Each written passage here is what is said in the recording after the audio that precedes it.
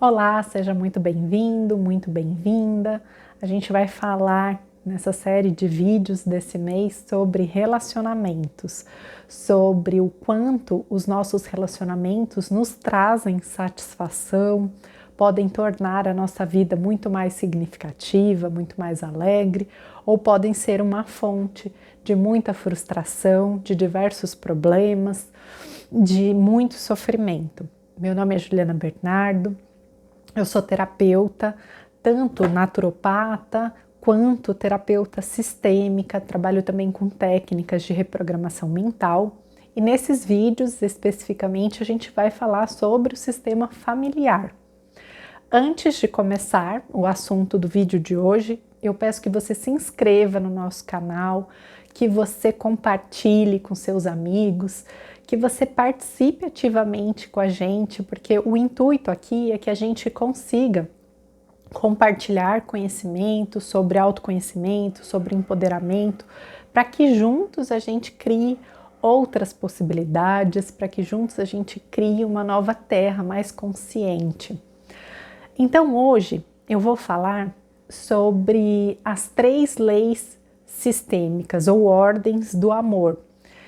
Isso foi criado, é uma teoria que foi criada pelo Bert Hellinger, autor das constelações familiares, mas antes de ter uma teoria, ele estudou diversas outras técnicas. Ele estudou psicanálise, estudou Jung, estudou diversos autores, e na aplicação terapêutica dele, ele foi constatando algumas regras que regiam os relacionamentos. Quais eram as características daqueles relacionamentos que funcionavam e quais eram as regras de quando você tinha muitos problemas dentro de uma família. E assim ele foi criando, a partir da experiência, as constelações familiares, e com isso criado é que ele começou a teorizar, é que ele passou a escrever sobre isso. Boa parte dos livros do Bert Hellinger, eles não são nem escritos, eles são transcrições dos workshops que ele deu. Então você tem acesso a quais foram aqueles problemas familiares, percebe como é que ele foi manipulando dinamicamente, essas situações para que aquele sistema familiar encontrasse paz e o amor voltasse a fluir. Então aqui a gente vai falar da primeira dessas 3 leis, que é a lei do pertencimento. O que significa isso, Juliana? Significa que todo mundo que pertence a um sistema familiar, e eu vou colocando aqui os bonequinhos, porque uma das formas da gente fazer constelação familiar é com bonecos, com âncoras energéticas, Todo mundo que pertence a um sistema tem que ter o seu lugar. O que isso significa? Significa que meu pai, minha mãe, meus avós, bisavós, tataravós, tios, primos, irmãos, todo mundo tem o seu lugar nesse sistema e precisa ser colocado, precisa ter um lugar de fato nesse sistema. O bonequinho aqui não está se sentindo muito pertencente. E cada um estando nesse lugar, a gente tem como fluir a paz, a gente tem como a vida estar em maior harmonia. E aí que começam os problemas nas famílias. Por quê? Sempre existe uma série de desavenças, de rivalidades, em que às vezes a pessoa excluiu um parente, não tem relacionamento com esse parente, na hora de que menciona, exclui, por exemplo, vai falar dos irmãos, ao invés de falar dos 5 irmãos que tem, lembra-se só de 4, ou não teve contato com o pai, e aí esse pai é visto como uma figura não grata, como alguém que não pertence e é excluído dessa família. Ou então você tem um tio que teve problemas com drogas, que teve problemas com a justiça, que é bandido, que teve algum tipo de ação criminal, e na hora em que a família é mencionada, ele também é excluído e não, como se ele não pertencesse. Filhos que foram abortados, eles também pertencem ao sistema e precisam ter o seu lugar. Então, se numa família a mãe teve 3 filhos e um quarto ou quinto foi abortado, seja espontaneamente, seja intencionalmente, esse filho também precisa ser considerado, porque ele tem o seu lugar. Ele não é como um objeto, algo que possa ser desprezado. Não, ele precisa ter o seu lugar no coração desses pais e na consciência desse sistema. E qual é o problema da exclusão? O problema principal da exclusão é que cada vez que a gente exclui alguém do nosso sistema, a gente gera uma compensação, normalmente nas gerações posteriores. Então, é muito comum, quando a gente faz uma constelação familiar, perceber que, vamos supor, uma pessoa que está manifestando uma doença muito grave, ela está associada a alguém da família passada que foi excluído. Às vezes um vício, é bastante comum essa questão do vício, né? O Bert Hellinger fala, por exemplo, que muitas vezes o vício tem a ver com a falta do pai, com essa exclusão do pai. Problemas financeiros, problemas de repetição de destinos trágicos. Em algumas famílias, inclusive num dos livros, um livro que fala das constelações e doenças, não é do Bert Hellinger, é de um outro médico, mas ele mostra assim as questões das famílias e as doenças, quanto elas se repetem, né? E um dos casos que esse médico conta tem a ver com uma família em que os suicídios eram constantes, eles costumavam acontecer da mesma maneira, na mesma época do ano. Então, mostrando que isso era uma coisa que estava muito além do indivíduo, que era uma questão sistêmico-familiar. Então, essa é a primeira lei. Todo mundo que pertence a esse sistema, esteja vivo ou morto, faz parte. Todo mundo que é dessa família, todo mundo que nasceu ou não, no caso dos abortados, eles fazem parte e precisam ser considerados. Filhos de casamentos anteriores também fazem parte, não podem ser excluídos desse sistema. Pessoas que antigamente era muito comum as pessoas serem trancafiadas em manicômios, como a gente já comentou em um outro vídeo, né, falando sobre a questão da loucura e da normalidade. E o que acontecia? Às vezes as famílias nem mencionavam essa pessoa, tinham vergonha, excluíam, e nas gerações seguintes não falavam sobre aquele tio ou aquela tia que enlouqueceu e que foi colocada no manicômio. E aí era comum, é comum, né, nas gerações seguintes terem problemas com graves emocionais. Pessoas com esquizofrenia, pessoas com depressão profunda, com problemas graves psiquiátricos por conta dessa exclusão no passado, tá? A segunda lei sistêmica, a segunda ordem do amor, é a questão da hierarquia.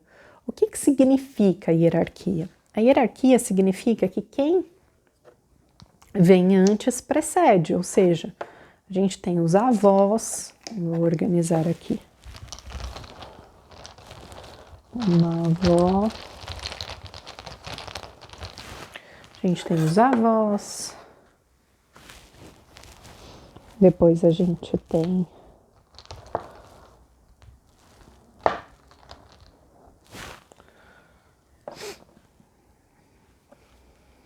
os pais,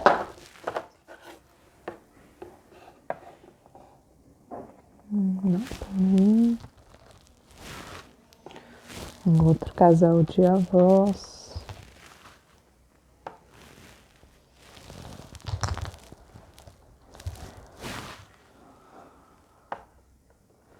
os pais, e depois a gente tem os filhos. E para que haja paz nesse sistema, para que as questões fluam, haja saúde, abundância, prosperidade, é necessário que seja respeitada essa ordem. Por que existe essa ordem? Porque a vida fluiu até nós a partir das nossas raízes que vieram antes. Tataravós, bisavós, avós, pai, mãe.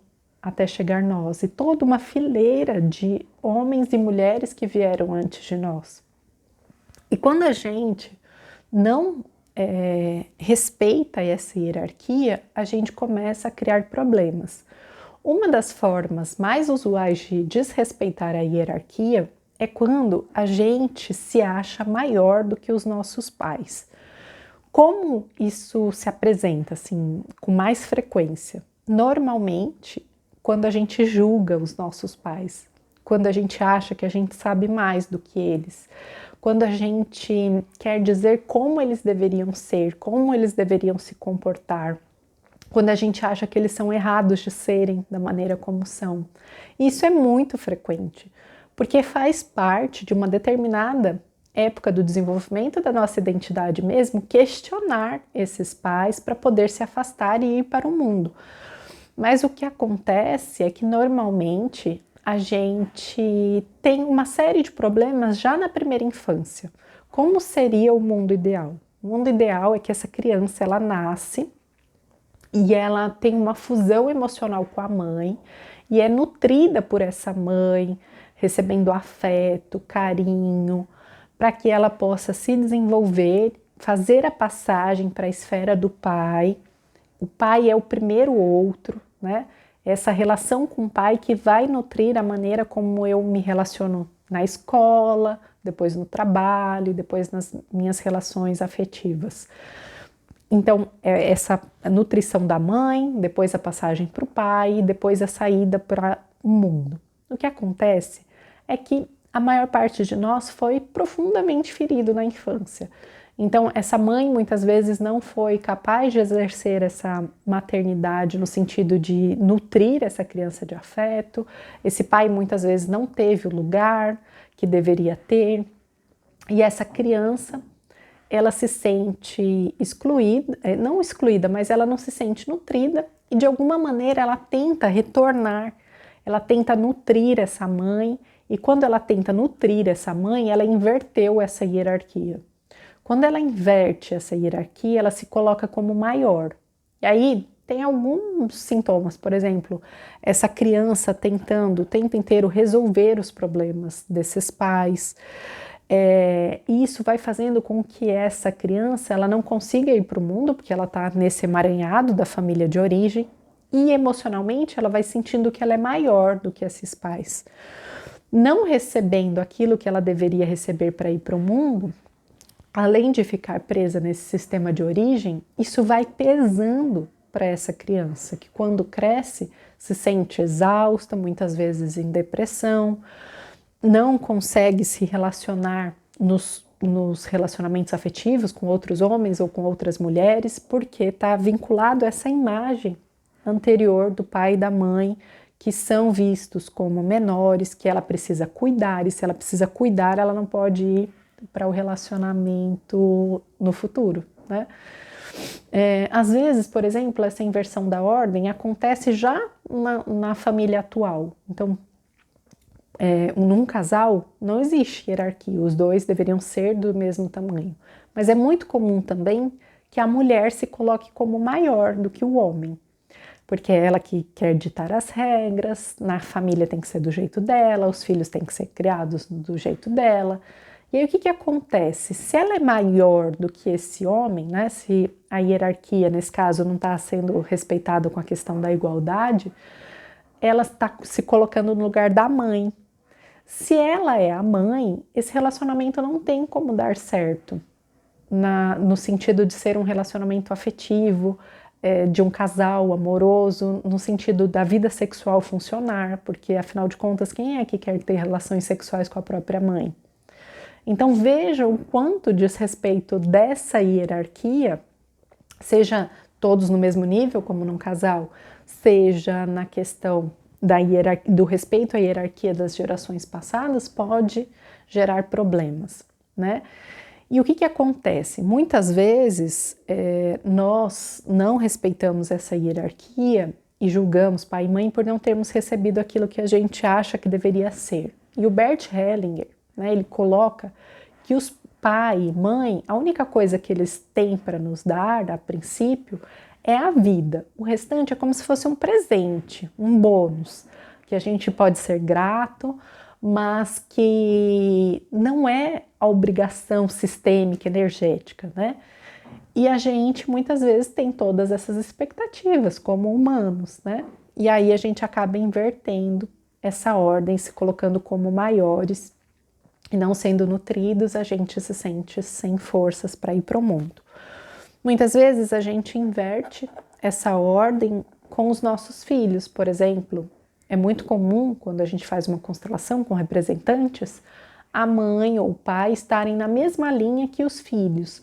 O que isso significa?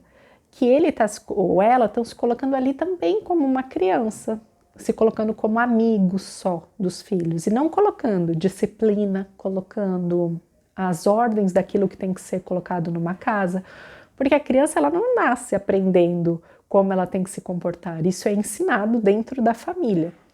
E por uma série de desequilíbrios da vida moderna, muitas vezes os pais querem compensar essa criança pela falta de presença com objetos, com excesso de mimo, deixando fazer tudo o que quer, e aí nesse momento eles saíram do lugar que deveria ser deles e geram uma série de problemas nesses filhos, problemas emocionais, comportamentais, na escola e assim por diante. Então, é muito importante que essa hierarquia seja respeitada também. A terceira lei do amor, a terceira lei sistêmica, é a questão da troca. Para que os relacionamentos funcionem bem, é necessário que a gente tenha um equilíbrio entre o dar e o receber. E qual é o principal problema? Que na maior parte das relações as pessoas se colocam como sugadores, como tomadores, o tempo inteiro querendo receber demais sem querer dar. Um padrão que é muito comum é o padrão em que a mulher dá demais, ela se entrega demais, ela faz demais, ela se compromete, e o homem não dá na mesma medida. E aí você causa um desequilíbrio. E, na maior parte dos casos, é aquele que recebe demais que vai embora, ao contrário do que a nossa mente, né, a racional, espera.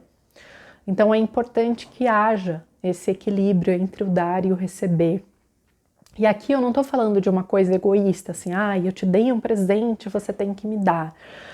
É como se fosse o tempo inteiro tudo medido. Não, a gente pode ampliar isso para o senso de contribuição, para o presentear o outro e ter alegria nisso. Mas essas trocas, elas precisam ter um equilíbrio. A gente não pode dar demais e o outro ficar sempre nesse lugar de recebedor. Isso acontece nas relações afetivas, familiares, mas acontece também no dia a dia, no mundo. Então, por exemplo, veja o quanto de problemas ambientais a gente tem, né? Falando da necessidade de uma nova terra. Por quê? Porque o humano, uma única espécie, olha o quanto impacta negativamente o planeta. Sempre como um sugador, um tomador, destruindo tudo sem dar nada em troca. Vendo todas as outras espécies, as plantas, os animais, como objeto de seu próprio consumo, sem dar nada em troca. A gente está indo para onde? Para o total desequilíbrio e destruição planetária. A questão do vírus, né, que se apresentou, o coronavírus, ele é também uma questão que a gente pode entender de compensação sistêmica, porque nós humanos nesse planeta temos há gerações nos comportado como verdadeiros vírus que sugamos o nosso hospedeiro. A Terra como se fosse um hospedeiro sendo sugado, drenado, tendo sua energia, até que ela exploda em desequilíbrios, né? Novas doenças, epidemias que virão, né? Por novas bactérias, novos vírus, em desequilíbrio, pela falta de recursos, falta de água, mudanças climáticas e assim por diante. Então vejam o quanto o micro e o macro eles se reproduzem. Eles são uma mesma manifestação de um desequilíbrio e a gente pode ir ampliando a nossa consciência para perceber isso em todas as esferas da nossa vida. Então espero que esse vídeo contribua com você, que faça você pensar sobre tudo aquilo que você tinha como certo, porque o objetivo aqui é que a gente vá desprogramando, ampliando a nossa consciência, se questionando e começando a enxergar as coisas de uma nova forma. Gratidão, participe do nosso canal, deixe aqui o seu comentário, a sua pergunta e até a próxima.